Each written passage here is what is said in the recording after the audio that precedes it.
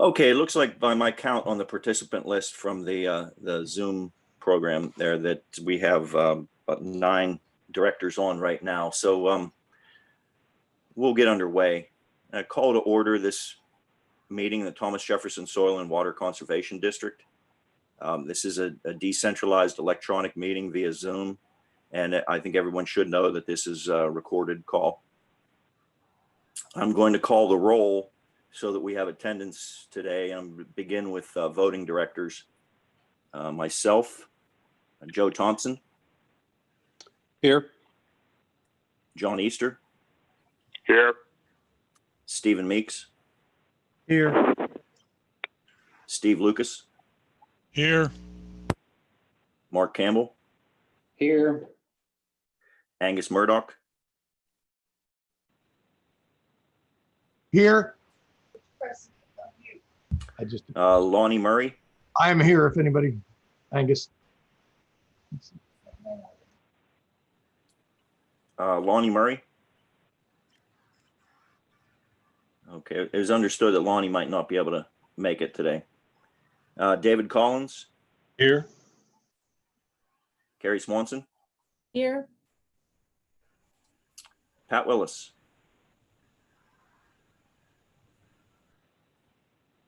Okay.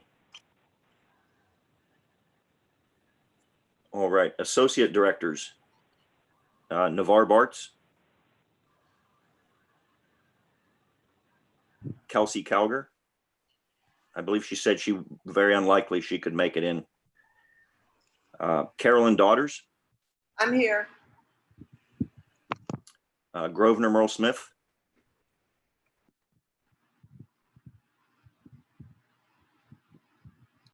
Kim Tingley. I'm here. And Logan Twerdy. Okay, my understanding though we would have 3 staff members, but I believe also, I think I saw Lisa on the call today, but I'll just read off my list. Ann Coates.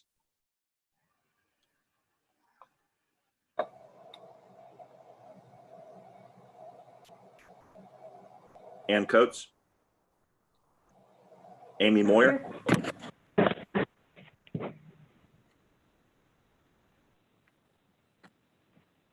I'm here. This is Ann. Okay.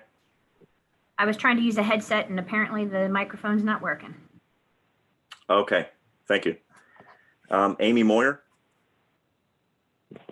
I'm here. Okay. Luke Longenecker. Here. And I think Lisa is also on the call. Lisa Hyatt.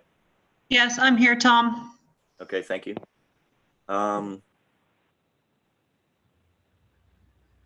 Looks like we had Debbie Cross from DCR. Yes, I'm here. Thank you. And we're going to have a guest today, Julie Jones. I know she might be coming in late on it, so I don't know if she's here yet. You're here? Okay, Yeah. great. Thank you. Thank you. Okay. The next piece of business is we have to authorize this meeting with a motion. If you look at your agenda there, if we'll proceed with the meeting, a director is going to need to make that motion, and we'll have to pass that for us to continue to proceed with the meeting.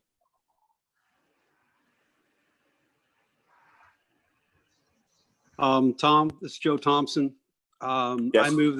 I move the Thomas Jefferson Soil and Water Conservation District Board of Directors certify that the nature of the state of emergency caused by the COVID-19 pandemic, as declared by the Governor of Virginia, makes it impracticable or unsafe for the board to assemble in a single physical location, and further that the purpose of the meeting, including all agenda items as reflected in the meeting's prepared agenda, is to transact or discuss business that is statutorily required or that is necessary to continue operations of the board and the discharge of the board's lawful purposes, duties, and responsibilities. Okay. Is there a second? I'll second David Collins. Okay, moved and seconded with Joe's motion to conduct an electronic meeting. And I'm going to have to read all the votes today will be roll call again because that's what's required by the state. Myself, I, Joe Thompson, Aye. John Easter, Aye. Stephen Meeks,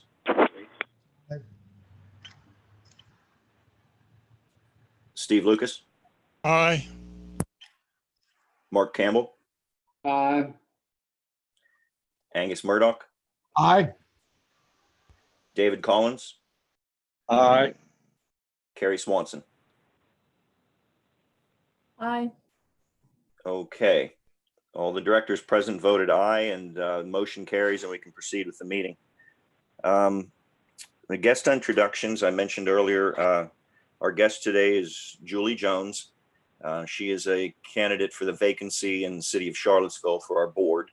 I'd like to welcome you, Julie, and we will be giving you an opportunity later. You see under action items number 8, where we would consider the filling the vacancy. And at that time, I think we could have you kind of tell us a little bit about yourself. We do have your resume and your DCR application form in our director packet.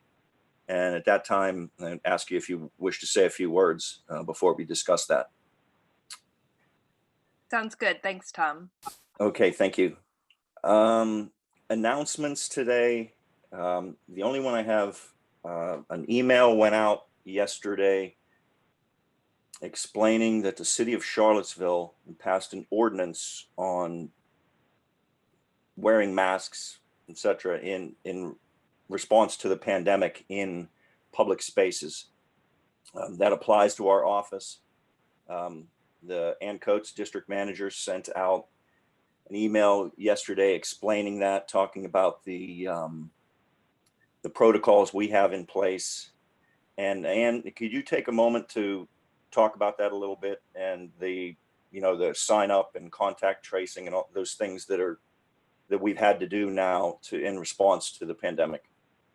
Sure. Thank you, Tom. As you all know, the requirement for masks in indoor public spaces already existed. However, this week and last week, I believe that Albemarle County and the city both adopted ordinances that are now have misdemeanor categories for those that do not. They also both require that if someone does not wear a mask, they have to demonstrate or prove basically why they're not wearing a mask, including documentation from a physician, etc. We don't want to get into a situation, obviously, where we're having to ask those questions. So basically, anyone who enters our office should be expected to wear a mask, because the common areas, the second you walk in the door, are considered public spaces. Inside individual offices are not. So if a staff person is here and their door is shut or they're in their office, they do not have to wear a mask because they're not considered public spaces. However, the office and common area, the conference rooms, the kitchen, the bathroom, those areas are. So just wanted to make sure that everybody knew that there were misdemeanor categories set now, both in the city and in Albemarle County. Albemarle County has a higher level of, including, I think, jail time and a $2,500 fine.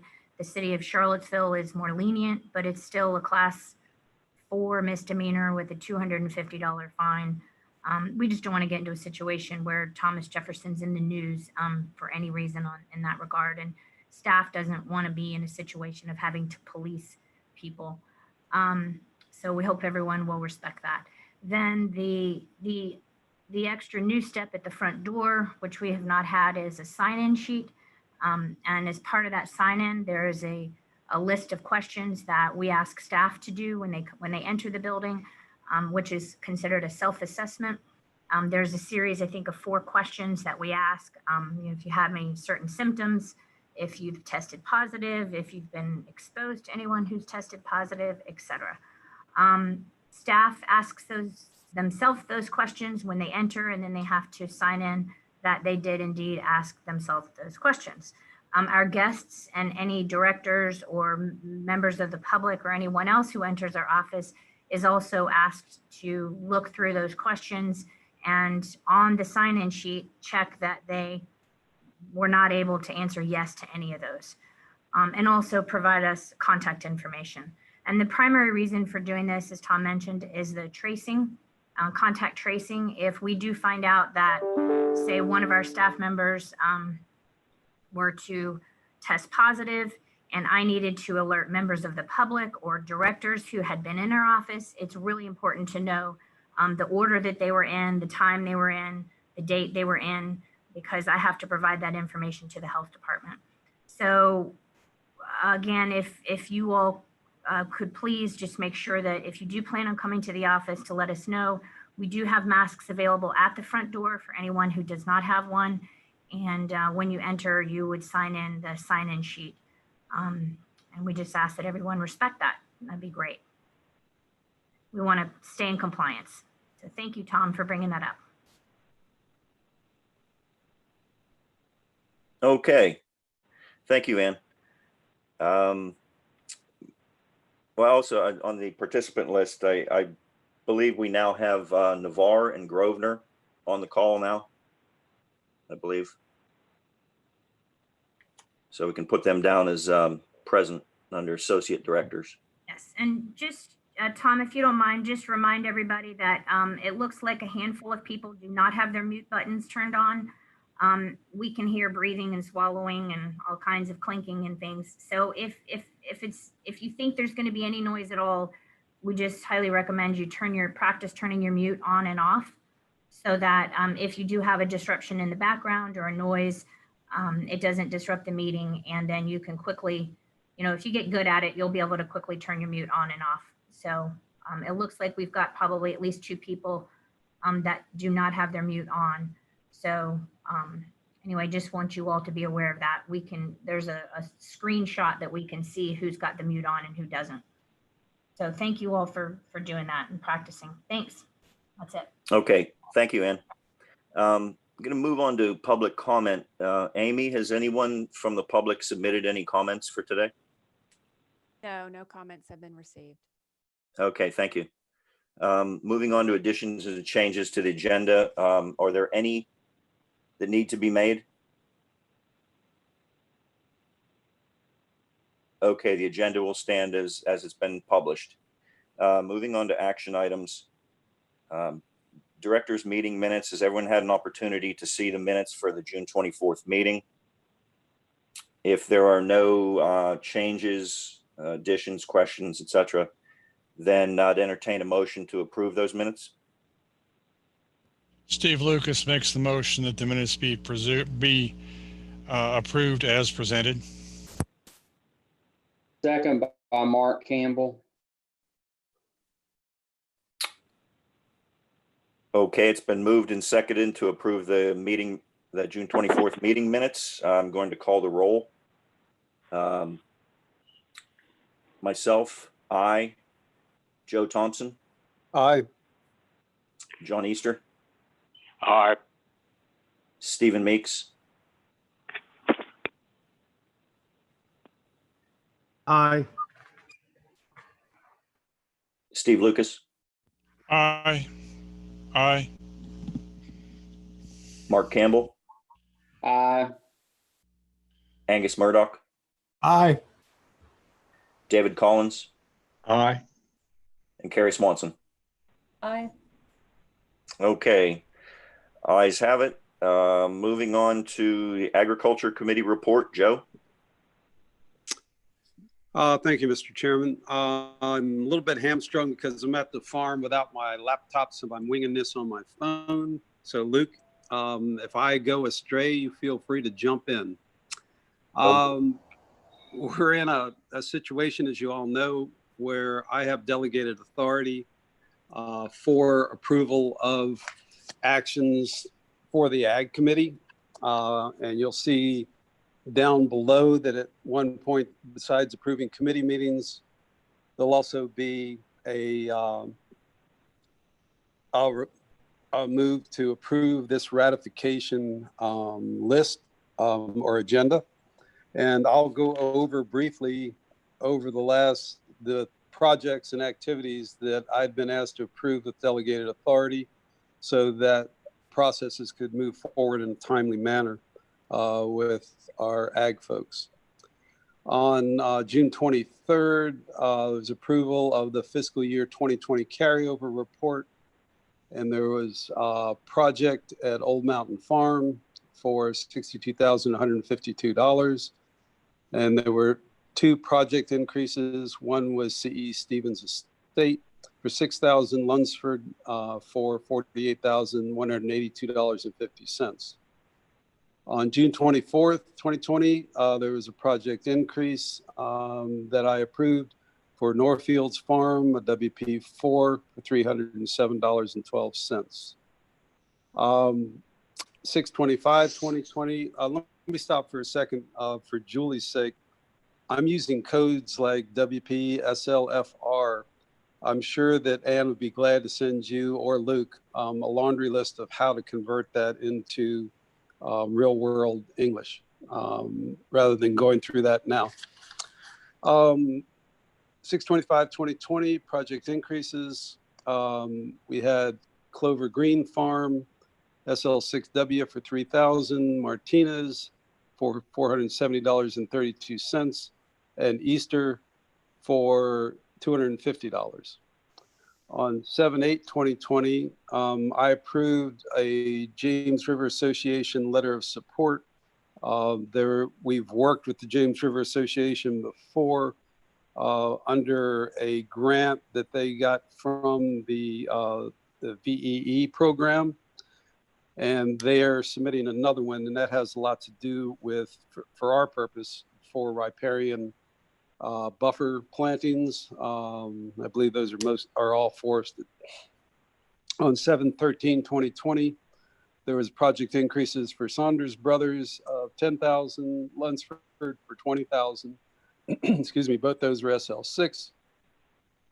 On 7/23/2020, approval of fiscal year 2020 revised carryover report and approval of the fiscal year 2021 agricultural cost list, and a project approval for Johnson CCI SL6W for $1,006.25. Is there anything else there, Luke, that need to cover? No, I think that's it, Joe. I just one reason for the large amount of increases and things like that. It's just as we wrapped up fiscal year 2020, basically have to get all our ducks in a row on funding, because once we transfer to July, all the funding remaining is returned to DCR, and we have no cushion to keep. So that's why we were just pretty diligent on checking in on projects, getting all the estimates fine tuned, so we had a very accurate number moving into FY 2021 for those FY 2020 practices. Thanks, Luke, for that clarification. If there's any questions, Luke and I would be glad to entertain those right now. Like I said, as you all are aware, as long as we're in this kind of constrained mode of operation, this will be pretty much what's going to be going on in order to conduct business in a reasonable way in the district office, is these delegated authority approvals that I'll continue to do. Anytime anybody has questions or is looking for updates, I'm sure Luke or myself would be glad to do that. And that concludes my report, Mr. Chairman. Okay, thank you, Joe. As you see on your agenda with your main agenda for the meeting with the ratification agenda, we'd chosen some time ago to have something similar to a consent agenda, and all the ratifications from the actions taken by the person with delegated authority are put on one agenda. And so we won't really be voting on what Joe approved right now with the report. That'll come at the time we approve the agenda, the ratification agenda. But we normally have a motion to accept the Agriculture Committee report. So if nobody has any more questions for the chair of the committee, then entertain a motion to approve and accept the Agriculture Committee report.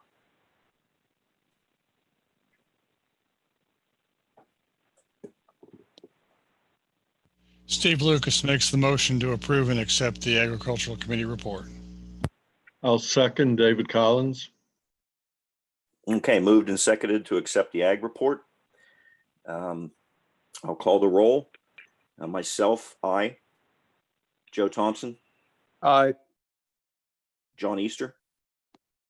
Either aye or abstain since I'm on Oh. there. Thank you, John. I'm glad you mentioned it. Stephen Meeks, Aye. Steve Lucas, Aye.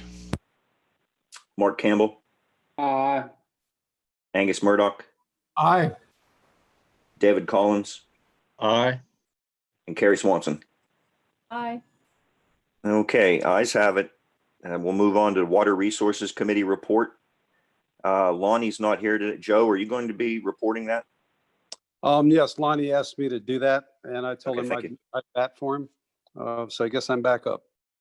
Okay, thank As most of you all hopefully got a chance to read Chris's email that he sent out a couple of days ago that had a really nice update of the VCAP program, the CCAP program, what was going on, including some trends with those.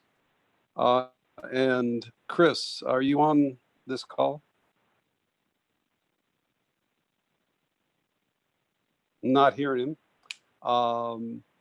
If there's any questions on those, either myself or Chris would sure be glad to take a look at it. From my perspective, it's great. The programs are working exactly like they should, and we have a high level of interest for both.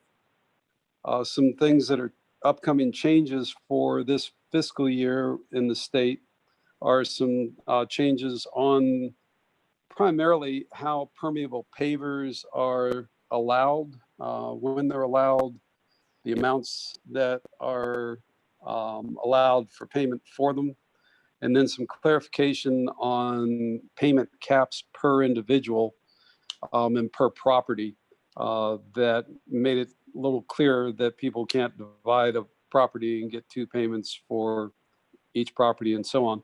So there's several of those that were very good. One of the other things that Chris has in that email that I'd urge you to take a look at and go to the link is something from VAULT, which is the Virginia Association of United Land Trusts. It's all of the entities that hold conservation easements in the Commonwealth. At their last meeting, their speaker brought up the issue of inclusion. He has recently moved over to DCR from the city of Richmond. He ran the Richmond, I believe, River Parks quite successfully for quite a few years. And what he had to say was very good. I won't go into it in any detail, but I'd urge you to do that. There's also a chat room that Vault's set up where people are exchanging ideas on how to achieve a more inclusive organization. And it's something that in the field of natural resource conservation is very obvious when you look around that we haven't been doing a good job of that, and we need to step it up. Again, if there's any questions on that, Chris would be the primary person on anything associated with the VCAP, CCAP, or the other programs. He would be the man to talk to. Lisa, you're on the line. Yep, Joe, I'm here. Great. Could you give us an update on the septic program? Because I don't know what I did with whatever information's out that I received. Sure thing. Thank you. We have not had much activity as we kind of wound down FY20. I think some of you may remember from our staff newsletter in, I believe it was June, I did a kind of a recap of the district-wide septic program, which had been running for the past little over 2 years or so. Finally came to the end of its extended grant term on June 30th. I don't have the final figures right in front of me, but like I said, if you refer to that June staff newsletter, we had a very successful run of that program. As everyone will probably remember, that program was extremely popular because it ran across 4 counties without watershed restrictions. No news from DEQ that there's any more funds available for that program, but they are aware that if funding is available, we would gladly, I think, revamp that program again. So for now, that program is closed, and I do still receive a lot of interest in it, but for now it is closed. So as far as active septic grants that we have going on right now, we have our TIE septic grant, which is moving along quite well. We've actually almost allocated all of the funding. I think we have a little less than $6,000 or $7,000 left in that grant. We are looking to reapply for another round of TIE funding. DEQ released a call for applications, and that watershed is on the list of eligible areas. So I think we are looking to apply for more ag and septic funding for that area of Nelson County. That one is also very popular, and we don't seem to have any trouble allocating that funding to residents. The other program that we have right now going on is in the Hardware River watershed, and that program is coming to its end. We got a little bit of an extension, but it will be ending, I believe, at the end of September. And we have allocated all of that funding for the septic program as of now, which is good news because we struggled for quite a while in the septic area there, but we did allocate that funding. So we're just kind of waiting out the remainder of the grant term on the septic side. And that's all I have, Joe. Thank you. That was great, Lisa. I really appreciate it. I think I was very thorough. Are there any questions for myself or Lisa?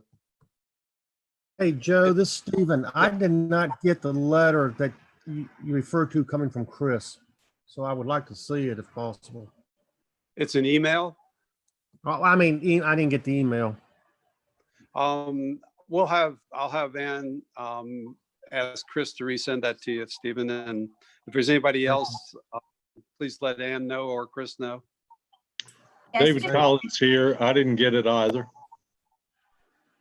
I'll check. Chris typically sends it to people on the Water Resources Committee. So David, you should have received it. And then if anybody else wants to be CC'd on those, but it's really a way for Chris to communicate with the Water Resources Committee and then provide that update. But I'm happy to forward it to anyone else. But David, I'll check. You should have received it. Thanks for that clarification. And actually, if you could send that out to the whole board, because of the link to the website on inclusivity, I think that would be great.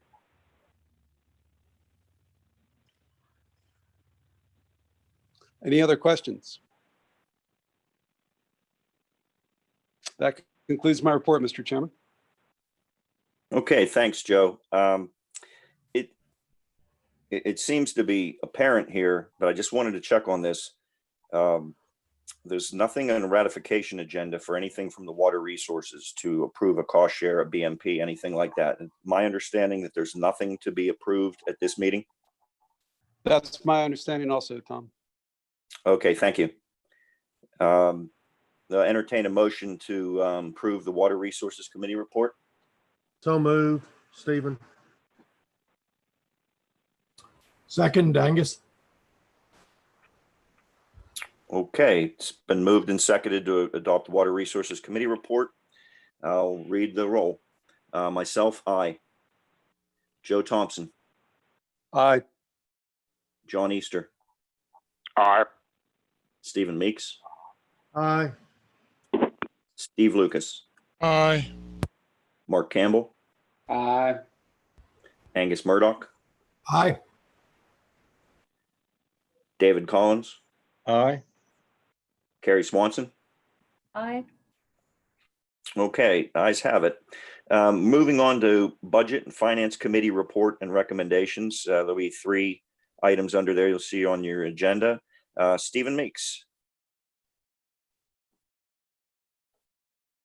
We did meet by Zoom the other day, and we had looked at the financial statements for the month. Did not have any issues with it. Amy explained everything to us, so I don't know what else to be said about that. Anything you need to point out, Amy, at this point? No, nothing in particular.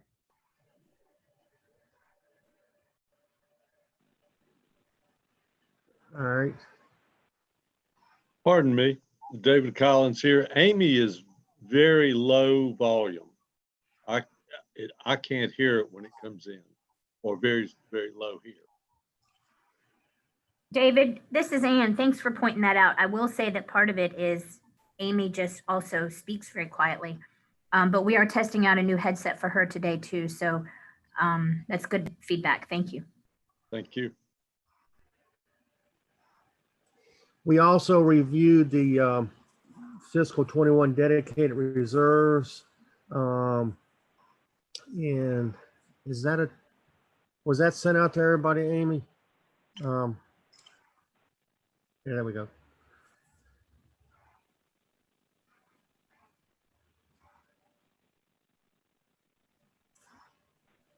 Yes, those went out to everybody as part of the agenda packet. You sound a lot better, Amy.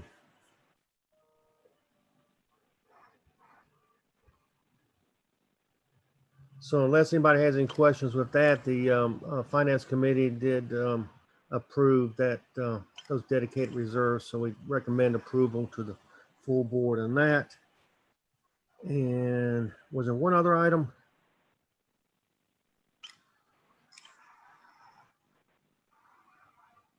Oh, yes, we also reviewed the desktop procedures, the revised desktop procedures. So,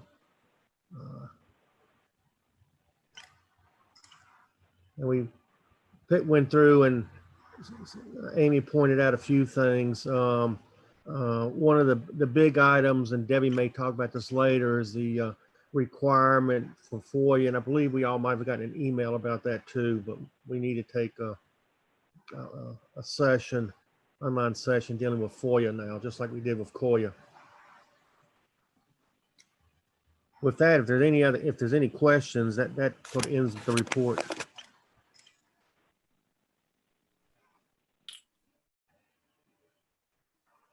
Okay.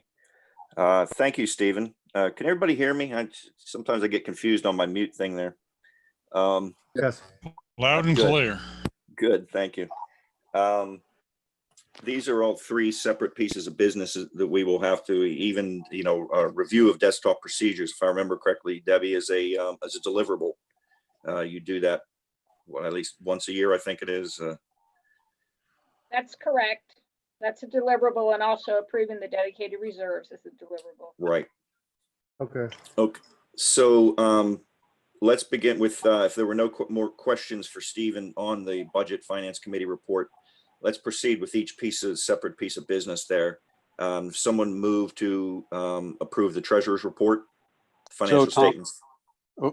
Joe Thompson, I so move. Okay. David Collins, second. Okay. It's been moved and seconded to adopt the treasurer's report, approve it, and financial statements for June 2020. I'll call the roll. Myself, I. Joe Thompson. Aye. John Easter. Aye. Stephen Meeks. Aye. Steve Lucas. Aye. Mark Campbell. Aye. Angus Murdoch. Aye. David Collins. Aye. And Carrie Swanson. Aye. Okay, the ayes have it. Moving on to the next piece of business, we need to approve the dedicated reserves allocations for FY21.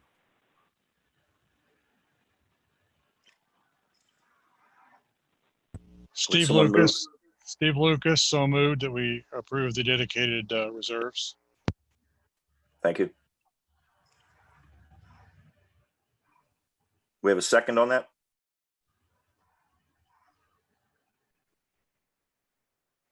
Joe Thompson, I second.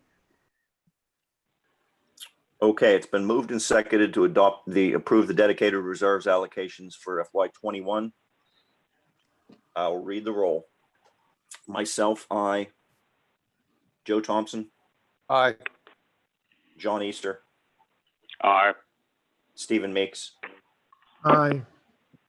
Steve Lucas, Aye. Mark Campbell, Aye. Angus Murdoch, Aye. David Collins, Aye. Carrie Swanson. Aye. Okay, ayes have it. The next piece of business is approving that we have, as a board, have reviewed the desktop procedures for this year. So I entertain a motion. Stephen makes the motion.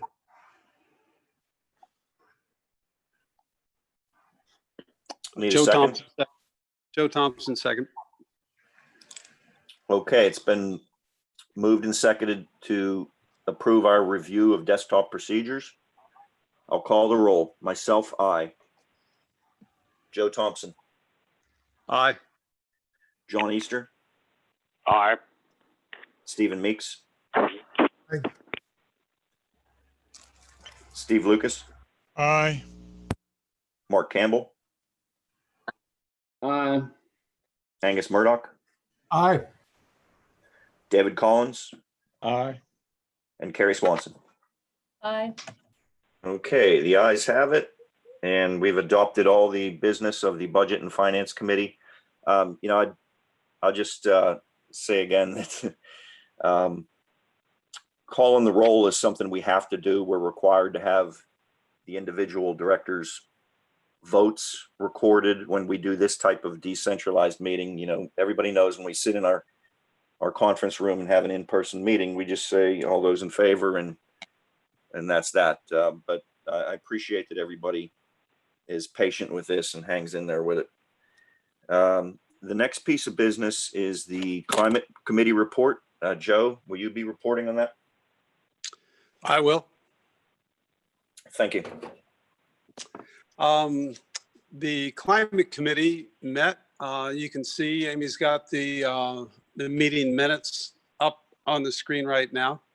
And we primarily were targeting the development of a suggestion for the legislative agenda for our area and ultimately for the state association. And that agenda item was a Virginia Healthy Soils Program. And the concept behind that is, one is very obvious, and that's to recognize how critical it is to have healthy soils to support the natural resources and production from both agricultural lands and forest lands, along with the kind of an item that's one that is sometimes misunderstood, and that's carbon sequestration and the critical role it plays now with climate change.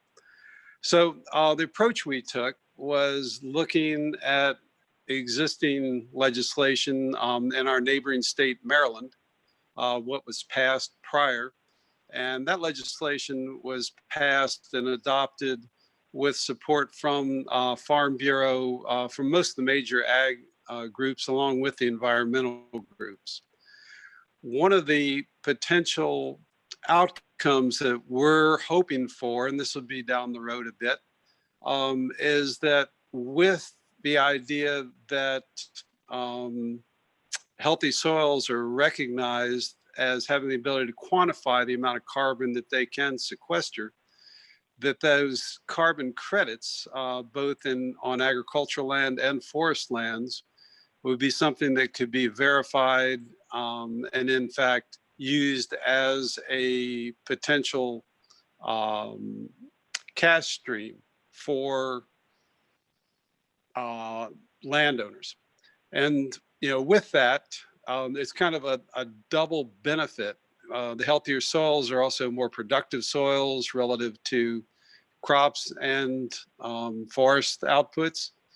Then with that, the beginning of recognizing the value of the environmental services that are provided by landowners who manage their land well.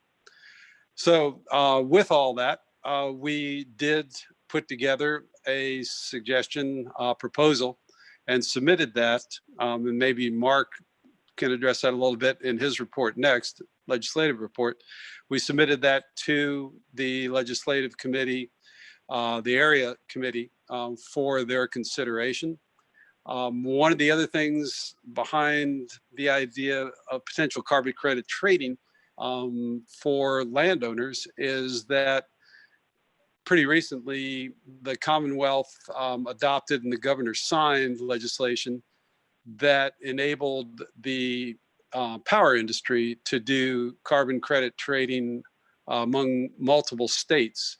And so with that, I think that the Commonwealth has recognized that this is a viable approach to dealing with air quality and climate change. And again, it's a good commercial way to approach these huge issues that we're dealing with. So that was pretty much the crux. And you can see on your screen that we had myself and Navar, Lonnie, Kim, and at the meeting, and that there was input, there's good input, good interchange, good exchange. I'd like to thank Navar. He did most of the heavy lifting on putting together the wording for this proposal.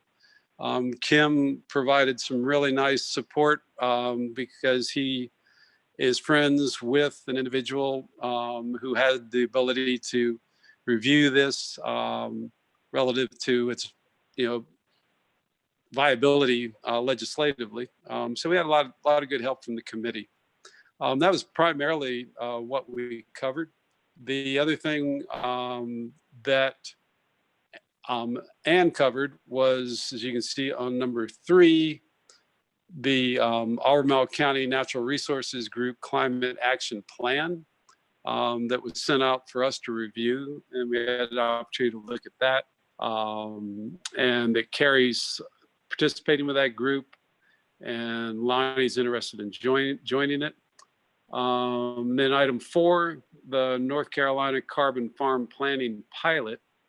That's an interesting concept, that there are carbon-based conservation plans being written in North Carolina for producers in the state. And they had contacted Ann because of her background and expertise. And Ann, do you want to talk about that a little bit, about what your role is going to be there? Sure, thanks. Originally, I was involved as a partner or just a participating organization that supports the efforts that they're doing and provided kind of behind the scenes guidance. However, they were relying on a whole team of people flying in from California and from around the country for some of their workshops. And due to the COVID-19 situation, they've asked that I potentially step in and fill some of those roles where the California folks think they may not be able to get here. They are people that I've worked with in the past, the Carbon Cycle Institute and the Marin Carbon Project. One of them in particular, a gentleman by the name of Jeff Creek. He wrote a carbon farm plan for a project I managed in California. It was for an 8,000 acre working cattle ranch. And NRCS funded the actual plan itself. And as Joe mentioned, carbon farm plans really are very similar to the conservation plans that we already do create. They just have a little, just a little different lens on them to add the climate benefits to it, whether it's GHG reduction or whether it's specific to carbon sequestration. In addition, we also added in water holding capacity. Clearly in areas where there's drought or when there's times for drought, those pieces of the puzzle can also be very important. And they're able to analyze that through the carbon farming lens. So I think that's great. That's sort of what the pilot's doing in North Carolina. They're trying to roll out something similar in California. So as of right now, it looks like there will be at least a webinar or 2 in the end of August, and they've asked me to be a panelist on that committee. And so I will participate in that. In exchange, I've asked that at least one of our staff members or members of the public, I'm not sure yet, at least we have one extra spot on that to go through the training. They are going to cover quite a bit on Comet Planner. So I think it would be valuable for our staff, at least one person to have a spot. It's primarily for North Carolina residents. So as you can imagine, they weren't willing to open up the door for me to have a whole bunch of people on it. It's limited to 40 people. So they're saving 5 spots for some extra partners and they're giving me one. So they said they might be able to give us another. We'll see. Then later in the year, it'll either be in the fall or maybe in the spring, they're going to have a field day. I have agreed to come down. I can stay at my brother's house, so I wouldn't have to worry about hopefully any kind of exposure beyond my brother. And I've agreed that if it's outdoors, I would consider participating in a field day and giving part of the training there as well. They would cover all my expenses, travel, etc. So I think it's just a good way for us to be involved. There were letters of support written for a number of the North Carolina grants, letters of support from Virginia. Several of the grants are joint partnerships with Virginia Tech, and DCR provided letters of support. NRCS in Virginia provided letters of support as well. So while it's primarily North Carolina, Virginia does have a role in it. And so I'm proud to say Thomas Jefferson had a spot there. So that's that for the North Carolina part of it. Thank you, Joe. Thanks, Ann. Yeah, I think it's a pretty exciting activity.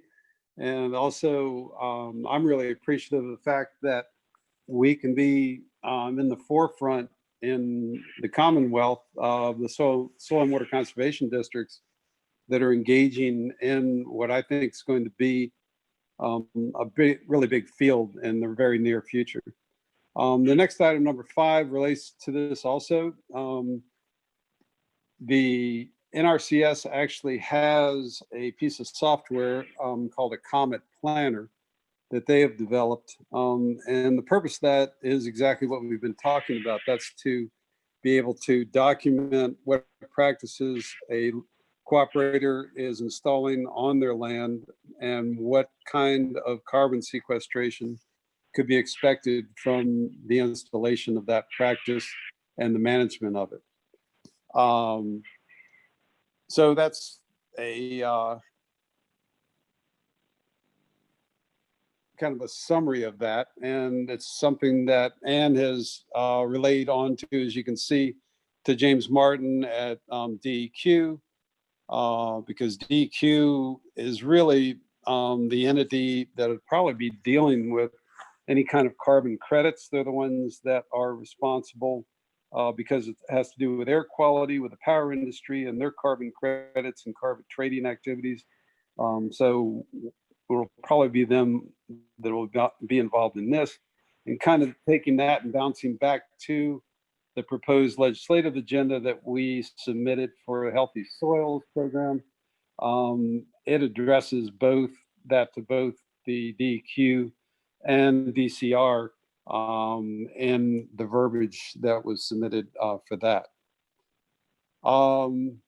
I think that pretty much covers the meeting activities, unless there's any questions or any of the committee members would like to also comment. Joe, just one addition. I see kind of the tail end of it there at the top of at the page that Amy has up.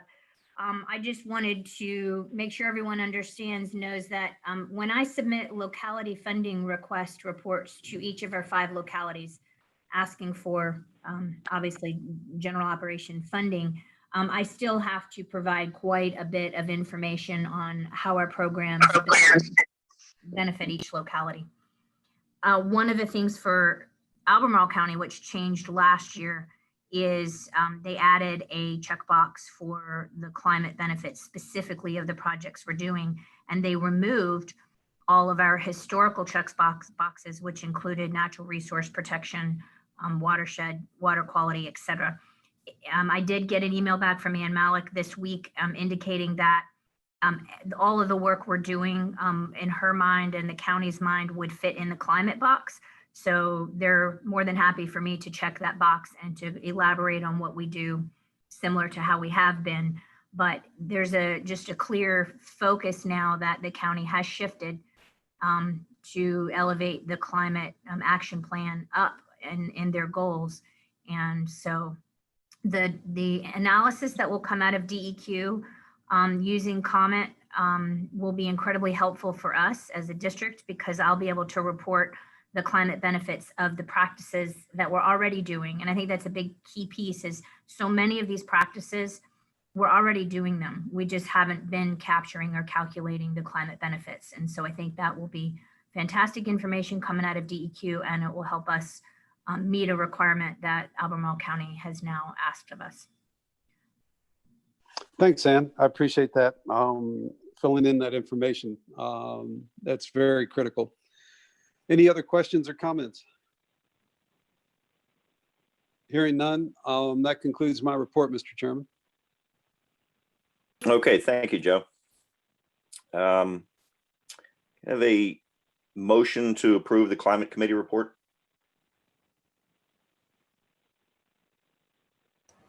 So moved, Angus. Second, David Collins. Okay, it's been moved and seconded to approve the Climate Committee report. I'll call the roll. Myself, aye. Joe Thompson. Aye. John Easter. Aye. Stephen Meeks. Aye. Steve Lucas. Aye. Mark Campbell. Aye. Angus Murdoch. Aye. David Collins. Aye. Carrie Swanson. Aye. Okay, ayes have it. We're moving on to the Legislative Committee report with Mark Campbell presenting. One thing I'd like to say, just to point out to everybody, that normally the board would consider a legislative agenda coming from the district. In this current situation, operating with delegated authority, the person with the delegated authority, Mark, has taken that action. We'll ratify it under the ratification agenda. And so it actually means the idea is things aren't normal and someone needs to take somewhat of kind of like an emergency action, if you will. And so the delegated authority, my understanding, they're not even really supposed to poll their committee. I mean, that person has been given the job of carrying out business that needs to be done because we're not in normal times. So where we would normally, a chair would have a committee meeting, then it would be, recommended by the committee to the board, and then the board would consider it. We're operating in different territory here with the delegated authority. So I just wanted to remind everybody of that, and that actually the legislative agenda would actually come under the ratification agenda here. So Mark, you want to go ahead with the Legislative Committee report? Thank you. Yeah, sure.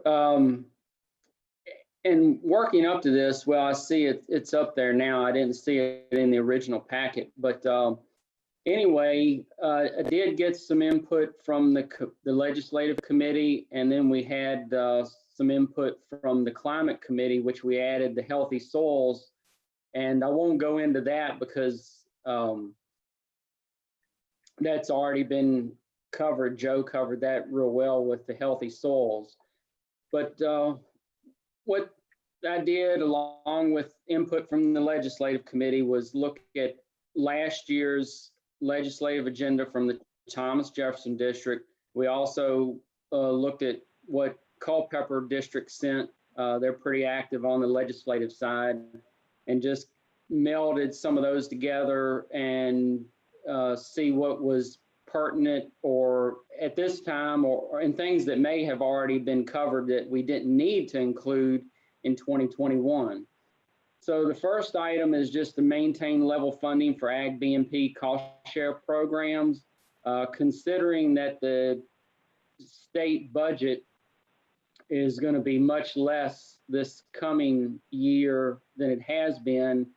It just didn't make sense to ask for additional or extra funding because it would probably be fruitless to do that. So we figured, or I did figure that if we could just maintain what we had, that would be good. The second item is, as Lisa mentioned and Joe did as well, about our successful septic cost share program and how that's been well received. So the legislative agenda does ask for the cost share program for septic to be expanded and to continue with that in the TMDL and the non-TMDL areas. We think that's a good program. The third item is to support the VCAP and the urban cost share programs as a means to address the WIP and the TMDL. And, you know, we've certainly seen that in the Charlottesville area where that's been well received. So we wanted to continue the urban cost share programs. And then numbers 4 and 5 dealt with dams. And since the Thomas Jefferson District has several dams in the district, it was felt that it was important to include legislative items as we have in the past. This was on the last year's agenda as well, to ask for funding for the dam repair and then also fully fund the remote monitoring equipment for dams. And I know we've received the monitoring equipment, remote monitoring equipment, but certainly want to keep that in there because I think that's a critical piece for monitoring and also the maintenance of the dams. So that's what is proposed, and that was sent to the Area 2 chairman, and that was sent on June 17th. That's just a proposal from Thomas Jefferson District, and there'll be a Area 2 conference call legislative meeting on August 5th. And I'll be on that, and I think Steve Lucas is going to be on it as well. And I think any other director that wants to call in can do that as well. And that's the end of my report. Okay, thank you, Mark. Thank you, Mark. This is Ann, real quick. I think it would be helpful if one or more people from the climate committee could also be on that call so that Mark is not held to answer questions about that specific piece of legislation. Yeah, and this is Joe Thompson. I plan on being on it, and can't speak for Navarre, but it seemed like he mentioned he might. Great, thank you. This is Steve Lucas. Yeah, I think the email that came out for the legislative call-in had Navarre on it, so I think he's going to be there also. I'm hoping to be anyway. Thank you, Navarre.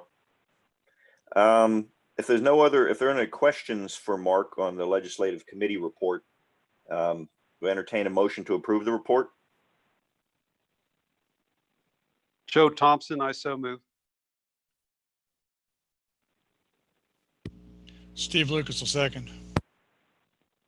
Okay, moved and seconded to adopt the legislative committee report. I'll read the roll. Myself, aye. Joe Thompson. Aye. John Easter. Aye. Stephen Meeks. Aye. Steve Lucas. Aye. Mark Campbell. Aye. Angus Murdoch. Aye. David Collins. Aye. Carrie Swanson. Aye. Okay, ayes have it. We'll move on to the dam committee report. Steve? Thank you, Tom. You can see the picture that Amy's bringing up now. We had just want to update you on our mowing contractor. He's doing an excellent job. I know Grosvenor got his dam mowed, and I don't know if he'd like to comment too, but I think the gentleman, Lawrence, did a great job. He actually went out with his canoe or his kayak and cleaned the debris out of the riser. So just wanted to let you know that he and a couple of other folks, I talked to a couple of dam owners, were well pleased with the job he did, and he's very personable. They all gave a good report. And on the dam monitoring that was brought up, yeah, we have 4 monitors just for the 4 dams along Route 15. So yes, we do need to get the other dams monitored also. So the for the legislative committee that is asking for more dam monitoring systems is essential to keep all those dams safe. Thank you. This is Grosvenor. I just want to add in that, yes, he did mow our dam and we thought he did a great job. Okay, great. Thank you, Grosvenor. And thank you, Steve. Steve, that's the dam along 15 that has the dog leg in it. Yeah, that's site 4, 6, 5, yeah, site 4, the one that we call Grassdale. It's it was Henry Javor's dam. It's right along 15, about in the middle. Right. Okay. That's what. Okay. Thank you. Does anyone have any questions for Steve Lucas or the dam committee? Okay. If not, is there a motion to adopt the dam committee report? Stephen Joe moved. Thompson, I so move. Okay. Second. Mark Campbell, second. Okay. I'll call the roll. Myself, aye. Joe Thompson. Aye. John Easter. Aye. Stephen Meeks. Aye. Steve Lucas. Aye. Mark Campbell. Aye. Angus Murdoch. Aye. David Collins. Aye. Carrie Swanson. Aye. Okay, ayes have it. Move on to the next item on the agenda, the Charlottesville director position, in consideration of that, and I'll take that. As you know, Navarre Bartz resigned effective, I believe it was July 7th, I think. He moved to Albemarle County and was no longer able to be one of the Charlottesville city directors because he no longer resided there. So we had a vacancy. We put out some word. My understanding is our candidate today and our guest, Julie Jones, from what she told me, I think Mark Campbell spoke with her father, who's been at times has been president of Albemarle County Farm Bureau, and he said, "Yeah, my daughter would be might be a good person for that." So she came to us and talked to us, showed an interest in the position, and right now I'll introduce Julie Jones. And Julie, if you just kind of tell us a little bit about yourself and all, appreciate it. Thank you so much, Tom, and I'm glad to join you all today. I want to particularly thank Tom and Joe and Anne for spending a lot of time talking with me as I had lots of questions about you all's priorities going forward and what you were looking for in a board member. I think you all have my resume. You know, my heart is in my family's farm. I grew up playing in the river and the woods, and just have a really deep affinity from the land. My family's been farming here in Albemarle since the 1740s. And grew up with a real passion for the environment that I've channeled into a career that's really looked at how do we translate the best of science into the best of environmental policies at local, state, and national level, as well as just really efforts for individual action.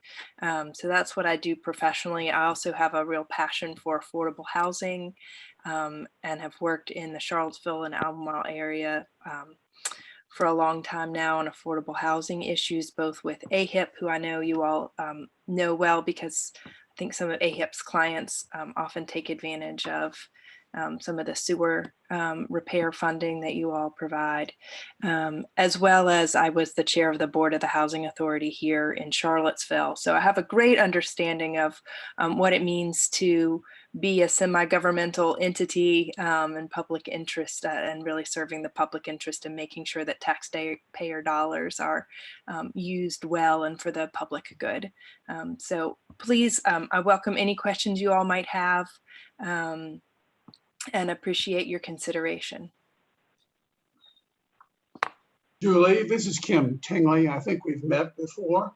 Yes, I think so. Hi, Kim. And thank you so much for applying. I had to kind of drop out because of health issues. And I am thrilled that you've applied and agreed to help us. I will say that, you know, representing the city of Charlottesville, there are also urban needs where there are urban practices that need to be put in place to help improve water quality. And I'm sure that you will become more familiar with them if your background's mostly in the farm area. But thank you so much. I'm so thrilled you applied. Kim, thank you for that. I know there are huge shoes to fill here in Charlottesville from you and Navarre. I've only heard wonderful things. And I should say, yes, of course, I'm very interested in urban issues. I've been a resident of Charlottesville for well more than 20 years now. My affordable housing issue has definitely been one in where I've spent a lot of time working with developers and development and with city schoolyard gardens and with, you know, urban level conservation work. So I won't say I'm an expert in any one area at all, but I am eager to learn and eager to be an advocate for our initiatives. Well, enthusiasm certainly goes a long way. Thank you. Thanks, Julie. I also like to mention that Julie and Allison Sappington know each other, and Allison said that she felt that she would be a fine candidate for the position. And if I didn't mention it, most of you know that when we were accepting as a board Navarre's resignation, we very quickly approved him to be an associate director from Albemarle County, where he now lives. I just want to check with our staff, Anne and Amy. We have had no other interest in the position from Charlottesville? That's correct. Yes. Okay, thank you. With that having been said, if a director wanted to move to approve Julie Jones as our candidate to submit to the State Soil and Water Conservation Board to fill the vacancy in Charlottesville, we could do that at this time. The state board meets in September, but we could submit this candidate at this time as the board's choice to fill the vacancy. Stephen so moves. Joe Thompson, second. Okay, it's been moved and seconded to approve Julie Jones' candidacy to fill the vacant City of Charlottesville director position. If there's no other discussion, I'll take the vote and read the roll. Myself, aye. Joe Thompson. Aye. John Easter. Aye. Stephen Meeks. Aye. Steve Lucas. Aye. Mark Campbell. Aye. Angus Murdoch. Aye. David Collins. Aye. Carrie Swanson. Aye. Okay, the ayes have it. Thank you, Julie, and congratulations. And we'll get all the paperwork headed off to the state board, and hopefully they'll act on it at their September quarterly board meeting. And once you take your oath, then you're a director. So thank you very much for being here today, and thank you for being willing to step into this position. Hey, Tom, And Julie, there is a form that is going to have to be signed by the board, an additional form. And then we do have to submit like the minutes of today's meeting and the minutes from last month where Navarre's resignation was approved. So I'll work with Amy and Ann to get all of that prepared and ready to submit. We don't have a date for the Soil and Water Board meeting. They've said they're going to meet in September, but we don't know when. It'll probably be late September. Okay. Well, thank you very much, Debbie. And Sure. we appreciate you guiding us through the process. It seems to pop up every few years that we have to fill a vacancy, and that's very much appreciated that you hold our hand a little bit. Moving on to the consent agenda, as usual, if there's something here that a director would want pulled out, that can be done and separately considered if you have some reason why you don't want to see it on the consent agenda. But we had heard nothing on the agenda earlier, changes. And if we will, I'd entertain a motion to approve the consent agenda as it's published. And you'll see it's committee minutes. You can read that on your agenda there, the dates in which committees. Go ahead. I have one edit on the minutes for secluded. Kim Tingley was present at that meeting and we were, okay, Amy's got him on there. All right, I just wanted to make sure that was included. We're all set then. Okay, great. Stephen makes the motion to approve consent agenda. Thank you, Stephen. Is there a second? Steve Lucas seconds. Okay, it's been moved and seconded to adopt the consent agenda. I'll read the roll for the vote. Myself, aye. Joe Thompson. Aye. John Easter. Aye. Stephen Meeks. Aye. Steve Lucas. Aye. Mark Campbell. Angus Murdoch. Aye. David Collins. Aye. Carrie Swanson. Aye. Okay, ayes have it. That has passed. Moving on to the ratification agenda. This is ratifying the actions taken by the delegated authorities. You can see them all up on the screen right now, which committees they were standing in for, the dates, what the items are. If there are no questions on those items, then I'd entertain a motion to approve the ratification agenda. Stephen so moves. David Second. Collins, aye. Okay, so it's been Second, sorry, pardon. That's okay. It's been moved and seconded to approve the ratification agenda. And I'll read the roll. Myself, aye. Joe Thompson. Aye. John Easter. Aye.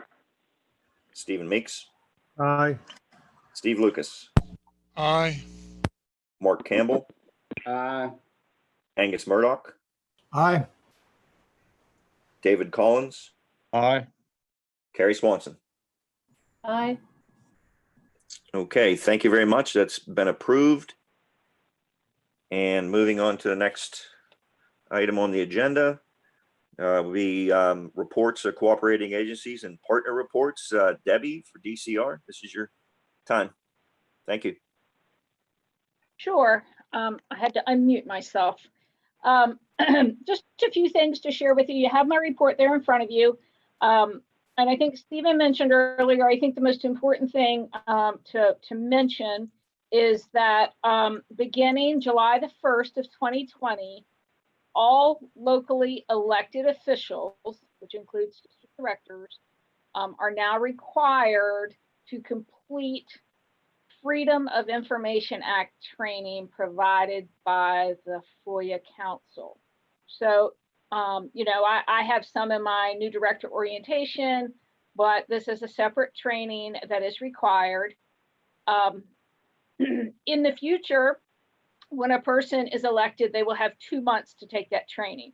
Because this is brand new, July the 1st of 2020, you will have until December the 31st for all sitting elected directors to take this training.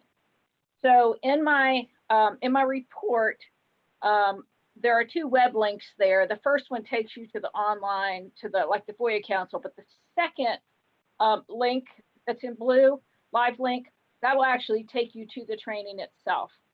Now, this one does provide a completion certificate. So make sure when you take the training that you print that certificate and then provide a copy to the clerk of the local board of supervisors or the city council. And make a copy for the district office, so the district office has a copy too. So you're kind of working with the same folks that you did for the conflict of interest for this freedom of information. Chances are they should know about it because it is new legislation. So anyway, that's out there. Just so long as you're aware, you've got a little bit of time to take it. It can be, you can take it from home on your computer, so long as you have good internet access. You do have to have an email address, obviously, to do that. And then your FOIA officer, which is Amy, she got the bonus here. She was having to take training every year, and now it's going to be once every 2 years. So the FOIA officers got a little break with this. But this is really important, so it'll be something I'll continue to keep on kind of on our radar to make sure that you get all of that done. It will no longer be a grant deliverable. It won't be a grant deliverable with DCR. It will be, because now it's required by code that you have to do it. And then you'll have to do it once every 2 years thereafter. So just, anybody have any questions about that? Okay, and then the other things we talked about, the legislative, Area 2 legislative meeting. If you look down in my report under dates to remember, August 5th, it gives the call-in number and the participant passcode. The Association of Soil and Water Conservation Districts has been kind enough to work with us to provide the call-in number and the participant code. So that information is in my report as well. So if you're planning to participate in that legislative conference call on August the 5th at 8:30, that's the call-in number and participant passcode. I did want to give a shout out to your staff. They worked very, very hard to get all of the end of year reporting done and done well, financial as well as cost share. So appreciate their hard work on getting that done. And that's all I have unless you have some questions for me. Debbie, I have a question. Yes, sir. On your dates to remember, August 18th to the 20th, is the association, the Employees Association, still having an in-person training at Graves Mountain? As far as I know, they are. I've not heard anything about cancellation. Now, Graves does lend itself well. You know, they have that really big pavilion. They have a lot of outdoor kind of venues. So I think they're still planning full speed ahead to go with their training. Okay. Okay. I haven't heard anything different. Okay. Tom and Debbie, could I just ask Lisa if I think you're on the phone or on the call. Lisa's been engaged in communication because she was supposed to be a presenter. Lisa, do you have any updates or do you know any new information? Sure, and there is actually talk of moving the Graves training to a virtual platform. The Employees Association is having a call, I think it's next Tuesday morning, and our main topic of discussion is making that final decision whether or not we want to move to a virtual platform or move forward with the Graves training. From what I've been reading from email correspondence from the Employees Association, they have not had a significant number of folks register for Graves as of now. A lot of people are very hesitant to send their staff there because, you know, there are outdoor spaces, but there is a lot of indoor and communal spaces. And I think a lot of folks are worried about that. I believe they also had the folks from NRCS pull out of the training as as federal employees, they are not allowed to attend right now. So we're working through it, trying to see if we can find a way to do a virtual program. I'm assisting in giving a marketing presentation, and we feel strongly that we could easily move our presentation to a virtual format. So I'm personally in favor of it, and I'm hoping that we'll move in that direction. So we should have a decision next week. Thanks, Lisa. You have more information than I do. You're welcome. Okay, thanks, Lisa. Thanks, Debbie. Oh, and Debbie, one other thing, I guess it maybe goes without saying, is that it sounds like with the FOIA training, you need to be on, when you're taking it, you need to be on some kind of a device where you could send a print command to have your certificate printed out. That's what, I mean, if it were me, that's what I'd want to do, because somebody might ask at some point in time, if you've taken it, you want to be able to show that. Right. Okay. This Thank is you. Steve. You could probably Tom, take a picture of it. well, you can take a picture of it. You should be able to print it. Most systems will let you print to a PDF, which will let you save it on your device, and then you can take it home and print it out hard copy later on. So there's ways to work Okay. on it. Okay. Thank you. Other cooperating agencies and partner, I don't believe we have anybody from NRCS. Carrie, Extension? I don't really have any updates. We're still chugging along in Extension, working remotely for the most part, but our office in Albemarle at least is going to go open to the public next Monday. Okay, thank you. Does anyone have any questions for Carrie for Extension? Okay. It looks like we have in the packet, we have links for a DEQ report and an FSA report. And does anyone have any comments or questions on any of that? I see that FSA was advertising some different programs, the conservation programs they have available. If no one has any, because there's no one here right now representing, but if anybody had any questions, we could try to get answers to that. The last, I believe, partner on the list is the TJ Water Resources Protection Foundation. Joe, do you have anything to report from the foundation? I have nothing to report, Mr. Chairman. Okay, thank you. Staff reports. Ann, do you have anything you want to go with there? I do. Let's see. Well, you'll see there's a staff newsletter. Lisa's gearing up for production of our end of the year annual report. And if you all recall, part of the reason we switched to this format of our staff newsletter was so that at the end of the year, she wasn't starting from scratch. And so I can see already that she started to compile some numbers. That $1.7 million is actually the dollars paid out. If you all remember, we had $2.8 million in obligated funds, but we actually paid out 1.7 in this fiscal year. So kudos to the ag team and of course, Amy and Stephen for signing all those checks. That's a lot of funding that physically was paid out this year.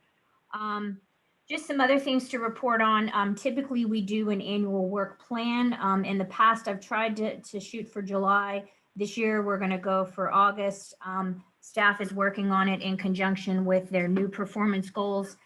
We did just receive notification that we received the NACD grant we applied for. Originally, it was for 1 year, but now they have extended it to an additional year specifically for the CSP program portion of it. The grant itself is primarily for us to support NRCS and their outreach efforts and also site visits on some of the smaller farms where they don't typically have the staff capacity to handle. So will be our role in that grant. And it will we will weave it into our annual work plan. So I wanted to make sure I had all those details before we rolled that out to you. We'll also, it's a little backwards in that typically our strategic plan would have already been completed at this point. And as you all know, the one we had for the previous 4 years expired on June 30th. However, DCR did grant us an extension to provide that. My goal would be that we could have it done by December. I'm certainly don't plan on waiting to the end of next year to complete it. So it's a little cart before the horse. Typically you'd have the strategic plan, then you build your annual work plan off of that, and then we set staff performance goals for the year. In this case, we're doing it a little backwards, where performance goals, annual work plan, and then we'll hopefully have the strategic plan drafted as well and updated. I'm hoping to bring the annual work plan to the August board meeting, just to give you a time frame on that. There are some additional grants. There is one that RCA, Rivanna Conservation Alliance, reached out to us to partner on. They would be the primary lead on it.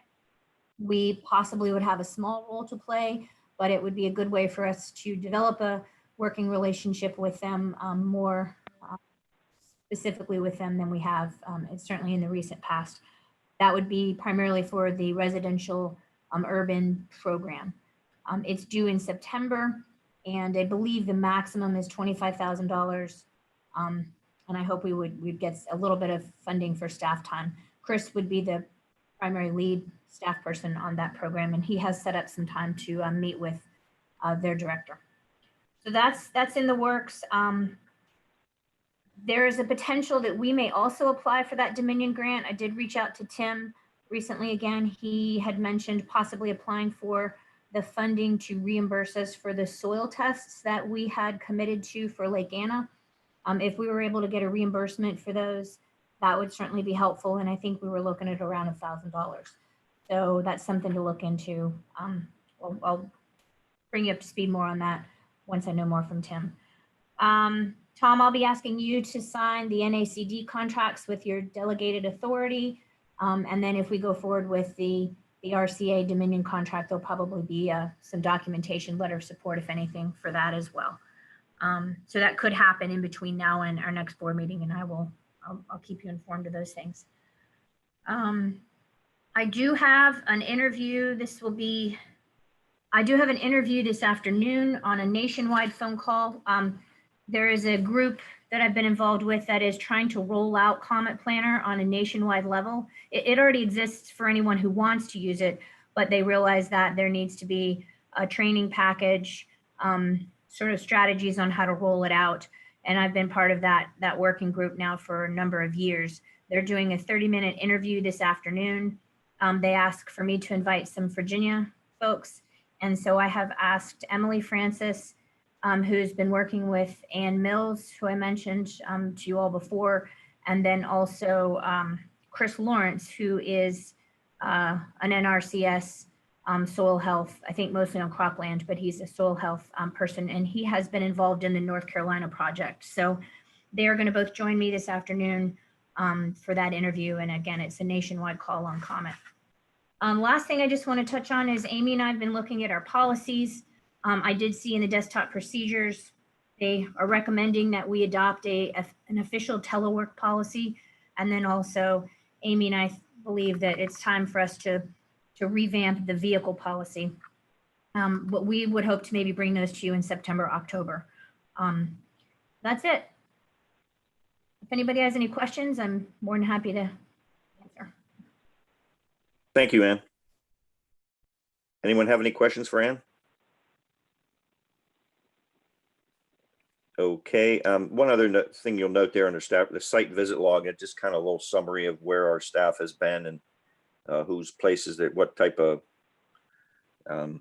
visit they're making on by category, and so just a little bit getting a little bit idea of what they're doing out there in the field. Moving on to director reports, and Stephen, I'd like to ask you, as the NACD rep for Virginia, should we just put, and you also have connections with past president of the Virginia Association, would you want a slot up in cooperating agencies and partner reports? I always ask you under director reports if there's something you want to say, NACD or Virginia Association, but would you want to be put as there in that slot of partners?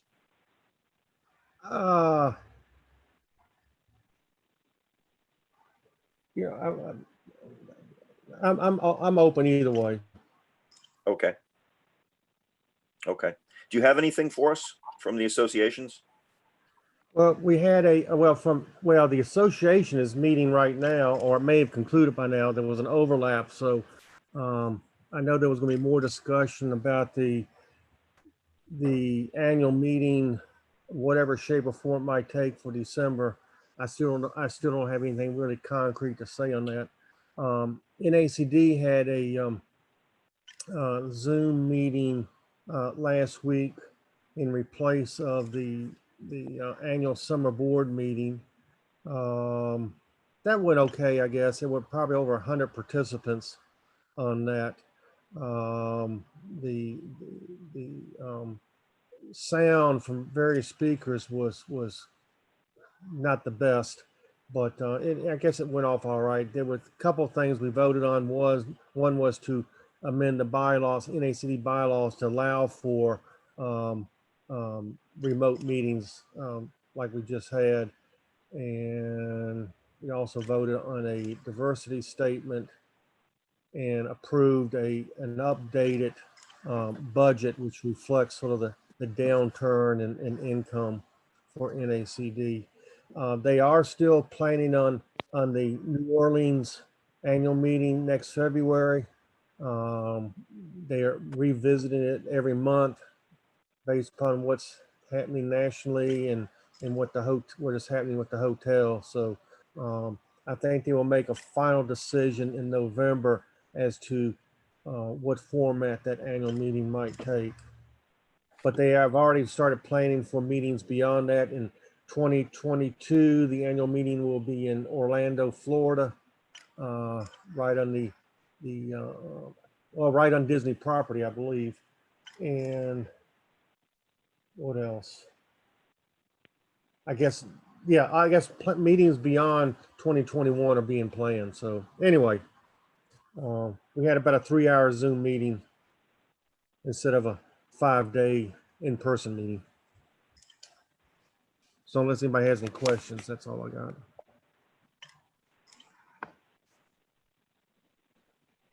Okay, thank you, Stephen. Do any other directors have anything to report today?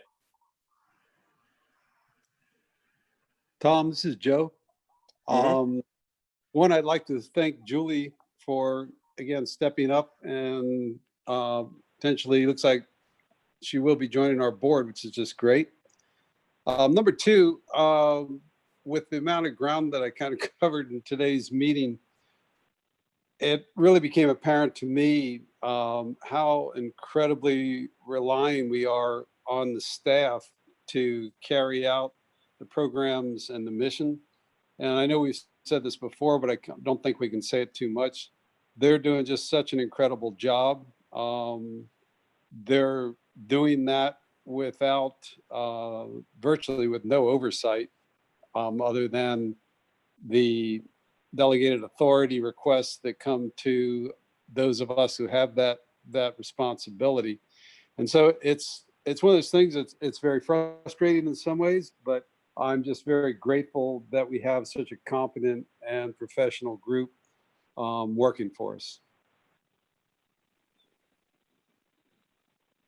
Well, thank you, Joe. Appreciate that.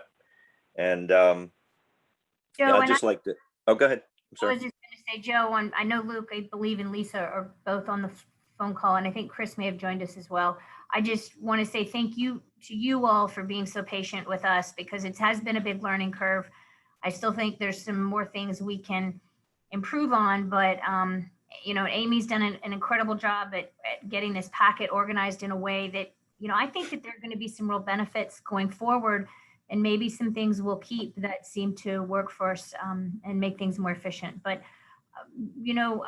it may feel like we're doing a lot of it behind the scenes, but I do know that we do really count on your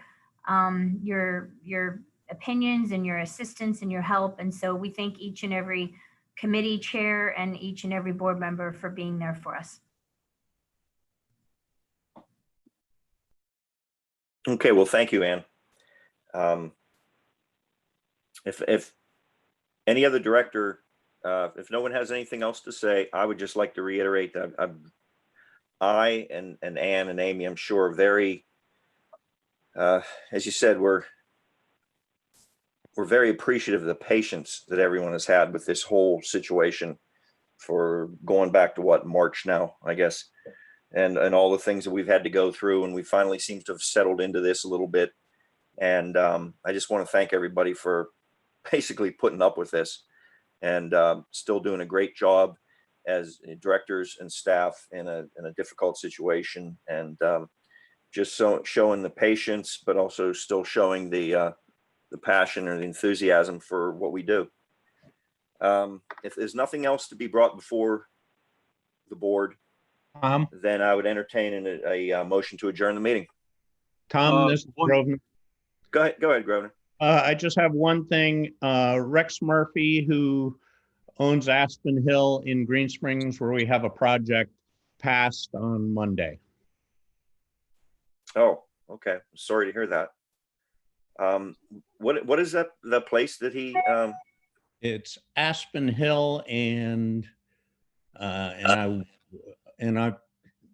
someone might chime in and say who's involved in that project. I can't remember his name. It's a farmer who leases that property. This is Steve. This is Steve Lucas here. Remember, we had the special vote on allocating large amount of money for the sheep farm over in Louisa. His name is he goes by Mo. They are renting Aspen Hill and also running took over the Maddox feed store in Louisa. And I drive by there on occasion. He backs up to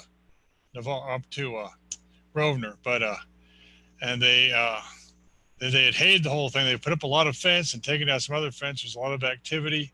I know Tim is keeping a tight rein on it, and so they did get their permit to drill the well a month or so ago, and so hopefully that end of it is taken care of. But yeah, Rex Murphy had been a farmer in the area since the late 70s, early 80s, and I hadn't heard, so thank you for letting us know that, Grosvenor. Yes, thank you, Grosvenor.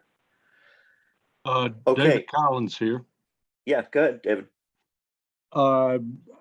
As many times as I've asked the board about the ACP, I should at least announce that y'all should know it by now, but that Dominion and Duke have dropped the ACP pipe from West Virginia to North Carolina. There's some other things going on, but they've at least decided to drop that route. I certainly thank the board for everything we've done as a group. You know, that'll be that much damage that's not done through at least Nelson County. I appreciate it. Okay, well, thank you, David. Anyone else before we move to adjourn the meeting? Okay, is there a motion to adjourn? I so move. Joe Thompson. Second, David Collins. Okay, moved and seconded to adjourn the meeting, and I'll call the roll one last time. Myself, aye. Joe Thompson. Aye. John Easter. Aye. Stephen Meeks. Aye. Steve Lucas. Aye. Mark Campbell. Angus Murdoch. Aye. David Collins. Aye. And Carrie Swanson. Aye. Okay, ayes have it. Meeting adjourned. Thank you very much, folks. Bye-bye. Everybody stay safe.